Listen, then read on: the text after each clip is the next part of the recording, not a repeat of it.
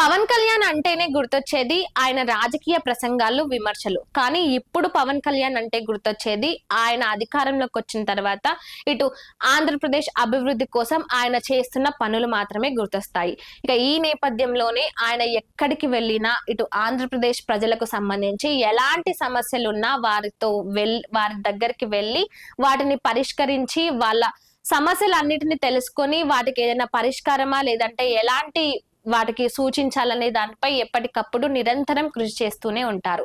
ఇక ఈ నేపథ్యంలోనే పోలవరం ప్రాజెక్ట్ అనేది ఆంధ్రప్రదేశ్ ప్రజలకు ఎంత ముఖ్యమో ప్రత్యేకంగా చెప్పాల్సిన అవసరం లేదు.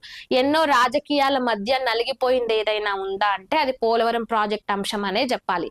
ఇక ఈ పోలవరం ప్రాజెక్టు అంశాన్ని ఒక రాజకీయ ప్రక్రియగా మాత్రమే కాకుండా ఇటు పూర్తి బాధ్యతగా ప్రతి ఒక్కరూ తీసుకోవాలంటూ పవన్ కళ్యాణ్ మాట్లాడిన మాటలు ఇప్పుడు ఇటు ఆంధ్రప్రదేశ్ ప్రజలందరినీ ఆలోచించేలా చేస్తున్నాయి.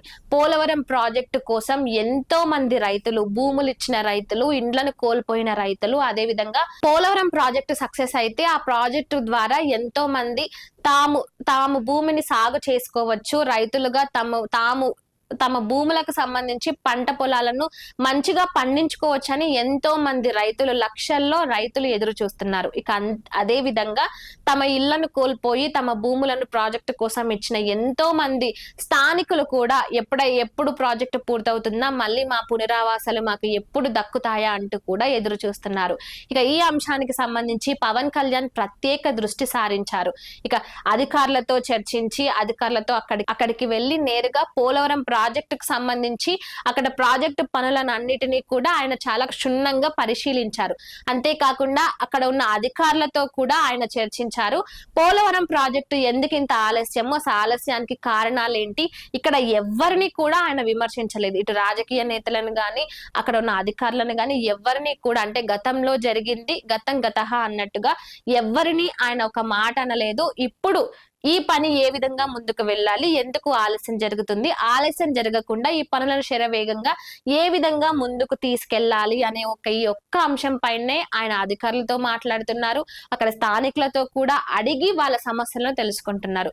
ఇక అయ్యింది ఏదో అయ్యింది. ఇక ఇప్పటి నుంచైనా పోలవరం ప్రాజెక్టును ఒక బాధ్యతగా తీసుకొని ప్రతి ఒక్కరు ఇటు రాజకీయానికి సంబంధించిన అధికారులుగా, అంటే రాజకీయ పార్టీలు అధికార పార్టీలో ఉన్న వాళ్ళు గాని, అక్కడ పోలవరం ప్రాజెక్టుకు ఎవరైతే అధికారులు పనిచేస్తున్నారో వాళ్ళు గాని అందరూ కూడా ఒక బాధ్యతగా తీసుకొని ఈ ప్రాజెక్టును పూర్తి చేయాలి. ఈ ప్రాజెక్టు ద్వారా ఎంతో మంది రైతులు ప్రాజెక్టు కోసం ఎదురు చూస్తున్నారు.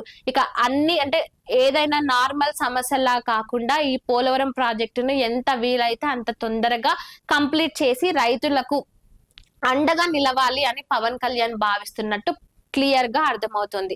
ఇక ఈ అంశానికి సంబంధించి ఇప్పటికే రైతులతో చర్చించారు, అదేవిధంగా అధికారులతో కూడా మాట్లాడారు.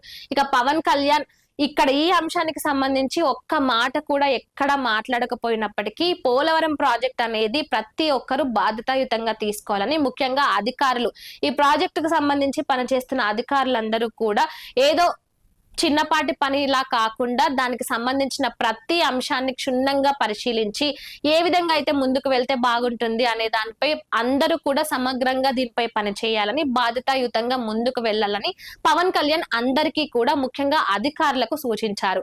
ఇక ఆయన ఇటు రాజకీయాల్లోకి వచ్చిన తర్వాత, అధికారులకు వచ్చిన తర్వాత ఇటు ఏ విషయంలో చూసుకున్నా ప్రతి దాంట్లో ముందుంటూ ఎప్పటికప్పుడు ఆయన ప్రత్యేకతను అందరికీ తెలిసే విధంగా చేస్తూనే ఉన్నారు. ఇక ఇప్పుడు కూడా ఈ పోలవరం ప్రాజెక్టు అంశానికి సంబంధించి పవన్ కళ్యాణ్ అక్కడ పర్యటించారు. అక్కడ పర్యటించి అక్కడి సమస్యలు, స్థానికులు ఎవరైతే ఉంటారో రైతులను గాని, అక్కడ నివాసం కోల్పోయి ఇప్పుడు పునరావాసం కోసం ఎదురు చూస్తున్న వాళ్ళందరితో కూడా ఆయన మాట్లాడి వాళ్ళందరికీ త్వరలోనే ఈ ప్రాజెక్టు పూర్తయ్యే బాధ్యత అందరి పైన ఉందంటూ కూడా ఆయన ఈ సందర్భంగా ఇటు అందరికీ కూడా ఆయన చెప్పారు.